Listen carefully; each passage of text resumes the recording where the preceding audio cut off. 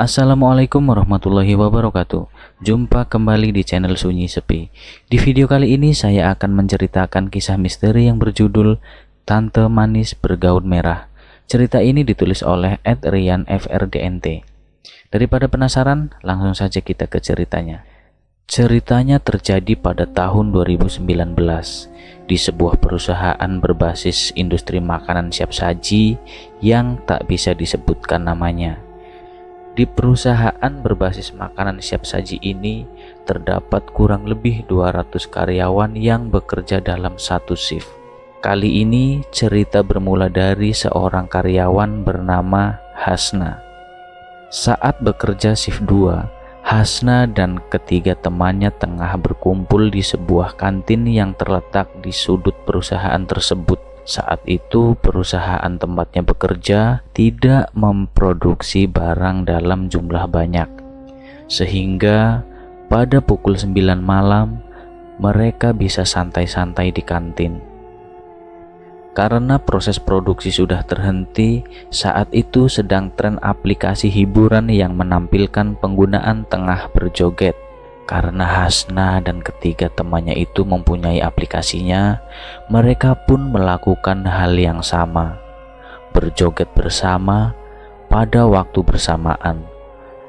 Saat mereka tengah asik berjoget, tiba-tiba Hasna memunculkan reaksi yang aneh, seperti melotot dan berjoget layaknya jaipongan. Ketiga temannya itu memarahi Hasna. "Ih, kamu mah malah beda sendiri, ikutin gerakannya dong." Tapi Hasna semakin menjadi, bahkan gerakan tarinya seperti penari jaipong yang sudah lihai. Sontak ketiga temannya itu terkejut ketika Hasna tidak mau berhenti dengan tariannya itu. Ketiga temannya itu pun berlarian mencari bala bantuan. Mereka berpikir bahwa ada kejadian yang tidak biasa yang dialami oleh Hasna. Datanglah 3 orang karyawan yang bernama Sandria, Sandi, dan Dudung. Saat mereka sampai di kantin, mereka sudah mendapati Hasna yang tergeletak di lantai tidak sadarkan diri. Kemudian mereka pun membawa Hasna ke dalam musola untuk diistirahatkan. Situasi pada saat itu sudah mulai tidak karuan, sebab video rekaman Hasna tengah berjoget layaknya jaipongan itu berhasil diabadikan. "Gue sudah minta videonya, namun kata Nur, saksi dalam kejadian tersebut, katanya video tersebut sudah dihapus atas permintaan dari pihak perusahaan." Saat Hasna tengah ditangani di musola yang berada di perusahaan tersebut, tiba-tiba Hasna menggeram. Matanya kemudian melotot, ia kehilangan kesadaran dengan menjerit begitu keras. Semuanya kemudian berlarian ketakutan. Pak Endang, foreman produksi di perusahaan tersebut, mencoba menyadarkan Hasna dengan menyuruh Hasna untuk mengucap istighfar. Singkat cerita, setelah Hasna tersadar, kemudian terdengar suara jeritan dari dalam loker perempuan. Itu berasal dari Dini. Kali ini dia yang kerasukan, persis seperti Hasna. Dini berjoget layaknya jaipongan. Padahal Dini tidak sama sekali mempunyai basic sebagai penari. Tubuh Dini yang berisi itu menampilkan tarian lihai yang menunjukkan bahwa seolah Dini itu adalah penari yang profesional. Kepalanya linggak-lingguk dengan sorot mata yang tajam. Ia pun bahkan menembangkan sebuah lagu Sunda. Suaranya begitu nyaring sekali, sehingga membuat para karyawati berhamburan menuju pos security yang berada di dekat gerbang masuk menuju perusahaan. Kali ini cerita berbalik. Hasna kemudian mengungkapkan apa yang terjadi kepadanya keesokan harinya. Ia mengungkapkan bahwa ia melihat sosok wanita cantik yang memakai konde. Wanita itu menghampirinya saat tengah asik berjoget untuk sebuah aplikasi tersebut. Wanita itu Hasna ungkapkan mengenakan kebaya berwarna merah. Penampilannya persis seperti sinden-sinden Jawa. Lalu setelahnya ia tak mengingat apapun lagi. Hasna pun mengungkap bahwa jangankan menari jaipong, melihat seorang nari jaipong pun tidak pernah ungkapnya. Karena kan saya bukan asli orang sini, jadi tidak mungkin saya seperti itu, sambungnya kemudian. Kemudian security di perusahaan tersebut memberikan pengakuan bahwa pernah di suatu malam Jumat saat dia tengah piket malam pada pukul 1 pagi, ia mendengar suara wanita tengah menembang nyanyian Sunda. Namun ia tidak berani membeberkan hal ini kepada siapapun. Pernah, sudah lama, sekitar 2 bulan yang lalu, ungkap Pak Sali, sang security. Saya kan waktu itu lagi pakai motor ke belakang, arah menuju kantin, terus samar-samar saya mendengar suara wanita yang lagi nyanyi Sunda, sambungnya kemudian. Kejadian serupa pun pernah dialami oleh seorang office boy yang pada saat itu bekerja di shift 3. Saat ia hendak membuang sampah ke belakang, tiba-tiba ia mendengar ada suara wanita yang tengah menembang. Bahkan ia mendengarnya dengan begitu jelas. Saya pikirkan ada karyawati cewek gitu di kantin, jadi saya nggak mau mikir yang macem-macem, ungkap sang office boy. Banyak yang beristirahat makan khususnya shift malam di dalam loker. Hingga kemudian perusahaan memberikan peraturan untuk tidak membawa makanan ke dalam loker. Dan mau tidak mau akhirnya peraturan itu harus dilaksanakan. Cerita tentang wanita berparas cantik penghuni kantin itu pun terus berlanjut. Pada malam Jumat pukul 23.00 atau jam 11 malam, saat para pekerja shift 2 keluar, digantikan oleh para pekerja pada shift berikutnya. Kesurupan massal terjadi saat itu. Cerita bermula dari Imas yang merasa mual dan pusing. Lalu tiba-tiba ia pingsan saat keluar dari gedung produksi. Semua sontak terkejut akan kejadian tersebut, sebab hal yang dialami Hasna 1 minggu yang lalu masih bersarang di kepala para pekerja perusahaan itu. Imas kemudian diangkat dan diamankan di musola. Ia diberikan bantuan pertolongan dengan menciumkan aroma minyak kayu putih kepada hidungnya. Tak lama, Imas pun membuka matanya. Namun, itu bukanlah Imas. Tubuhnya sudah dikuasai oleh makhluk halus yang bersarang di dalamnya. Imas menjerit dengan kencang sekali. Matanya melotot dengan menyimpan amarah yang begitu dalam. Semua karyawati diminta untuk tetap tenang, apalagi para pekerja yang baru masuk pada shift 3. Produksi pada malam itu sementara ditunda karena keadaan yang semakin gaduh. Sebab Selvi tiba-tiba terjatuh di lantai dan tak sadarkan diri. Setelah Selvi terjatuh tak sadarkan diri, kemudian disusul oleh Dini yang lagi-lagi mengalami kerasukan. Saya terganggu oleh kalian. Saya sedang beristirahat. Dini berhasil dinetralisir oleh Pak Ozi, asisten manajer yang ditelepon oleh Pak Sali. Namun setelah Dini tersadar, kini giliran Selvi yang semakin menjadi. Selvi nampak menari seraya tertawa cekikikan. Tawanya begitu nyaring sekali dan membuat seluruh karyawati yang berada di sana menjerit ketakutan dan berhamburan memaksa untuk keluar dari gedung perusahaan tersebut. Namun alih-alih mencoba menghindari kerasukan, justru Nur yang saat itu berlindung di pos security kini merasakan mual dan sakit kepala yang terasa seperti ditusuk-tusuk. Singkat cerita, produksi pada malam itu kemudian dibatalkan saat setelah semua berhasil dinetralisir sekitar pukul 02.45 pagi.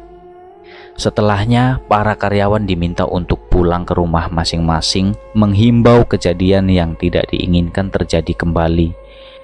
Cerita masih terus berlanjut. Tunggu gue balik lagi keesokan harinya. Nampak Selvi tidak masuk bekerja. Keluarganya mengabarkan bahwa Selvi jatuh sakit. Surat SKD akan dikirimkan segera kepada perusahaan tersebut pada hari Senin. Selvi kembali masuk bekerja, namun ada yang aneh dari raut wajahnya. Ia nampak lemah dan lesu, tidak seperti biasanya, yang selalu tampil ceria dan aktif di lingkungan perusahaan tersebut. Pada saat foreman memimpin briefing sebelum bekerja, Selvi tiba-tiba terjatuh. Ia tak sadarkan diri. dan kemudian dibawa ke ruang kesehatan oleh Sandi. Seluruh karyawan di sana memiliki tanda tanya besar dalam kepala mereka akan Selvi yang tiba-tiba terjatuh tak sadarkan diri tersebut.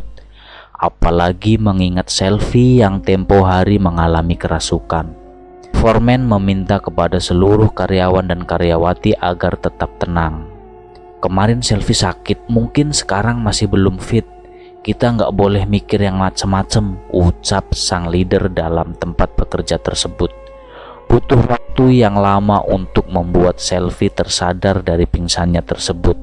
Hingga pada saat ia tersadar, tiba-tiba ia menjerit. Pak Ozi yang ada di samping Selvi itu terkejut mendengarnya. Begitu juga dengan Umi yang menemani Selvi di ruang kesehatan pada saat itu.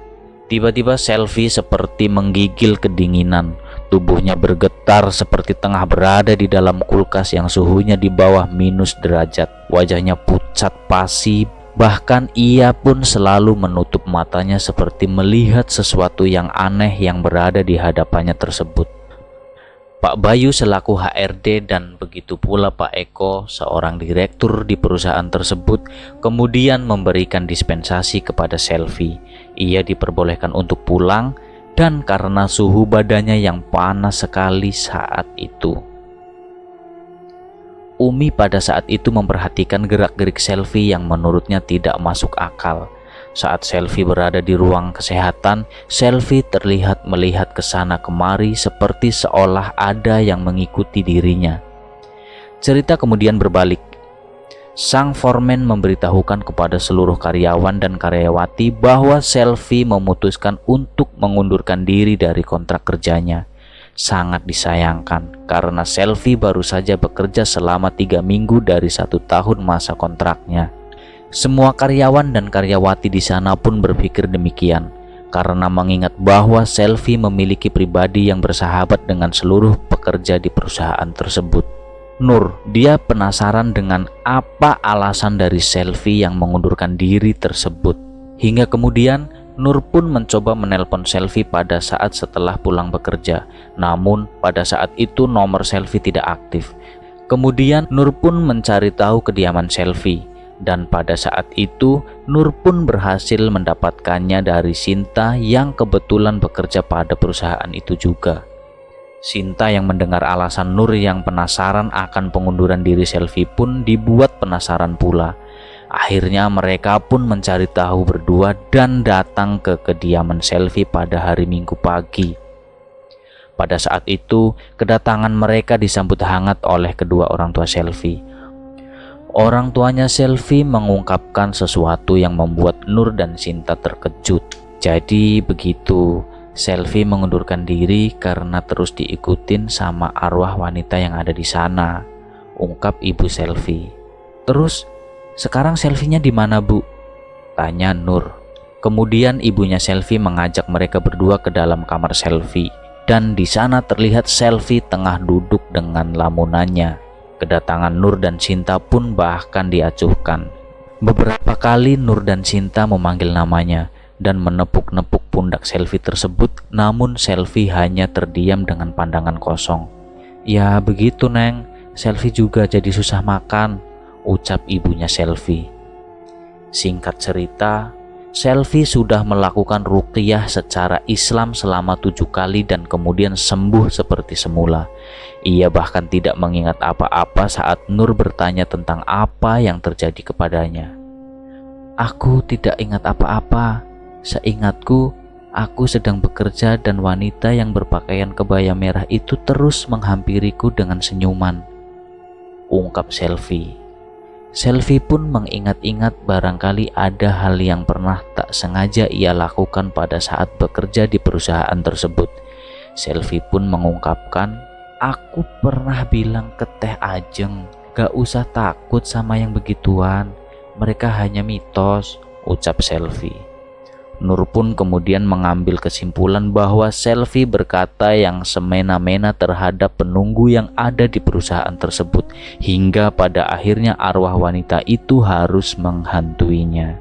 Ya sudah, sekarang yang penting kamu sehat-sehat ya, ucap Nur. berbicara tentang keberadaan makhluk halus memang seringkali menjadi bahan perdebatan yang panjang. Ada yang percaya akan adanya mereka, juga ada yang tidak percaya akan hal itu dan menamainya sebagai mitos belaka. Tapi kita tidak bisa mengambil kesimpulan bahwasanya saat kita berada di tempat baru, kita itu sejatinya adalah seorang tamu.